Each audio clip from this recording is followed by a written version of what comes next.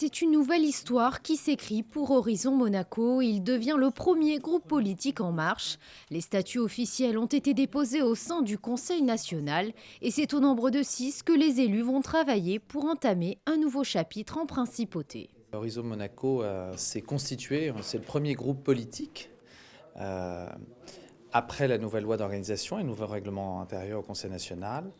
Et nous sommes le premier à être constitué et avec également 2 assistants d'élus, un attaché de presse et une responsable juridique. Donc je crois que nous repartons de l'avant et que nous avons décidé de défendre le projet sur lequel nous avons été élus en février 2013, avec beaucoup de propositions de loi en cours, de projets de loi également.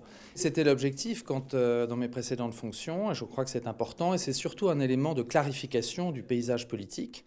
Je vois que nous sommes les premiers à nous être constitués en groupe, je vois que les autres ne l'ont pas fait, parce que tout le monde se regarde un peu en chien de faïence et attend des échéances importantes électorales dans près d'1 an et demi. Ça va être très intéressant, et j'appelle l'ensemble des compatriotes à bien suivre les séances publiques qui arrivent. Horizon Monaco présente également 2 propositions de loi qui viennent d'être déposées. Dans le domaine sociétal, ces dernières vont permettre de faire exister des notions qui n'existaient pas jusqu'ici en principauté. L'une concerne le don d'organes post-mortem. Il sera question d'offrir au pays un cadre pertinent et éthique à ce geste de solidarité. À ce jour, Monaco ne dispose d'aucun cadre légal en matière de don d'organes. La seconde proposition concerne quant à elle les peines de substitution. Nous avons appelé cela un travail d'intérêt public et général.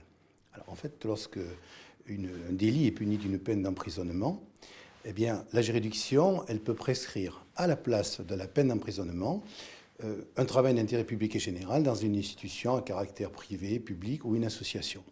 Mais ça doit se faire dans certaines conditions. C'est dans le cas d'une peine de courte durée, d'un petit délit, je précise, parce qu'il n'est pas question de mettre des gens dangereux dans la rue. C'est encadré, bien sûr, c'est dans un dispositif judiciaire. C'est pour des jeunes de plus de 16 ans. C'est sur la base du volontariat, très important. Ce n'est pas une démarche coercitive, il faut qu'il y ait véritablement la volonté du condamné. Et bien sûr, tout ça est particulièrement encadré. Horizon Monaco est également revenu sur les discussions entre la principauté et l'Union européenne. Le groupe politique a réitéré sa volonté de soutenir les différentes spécificités du pays, notamment la priorité nationale.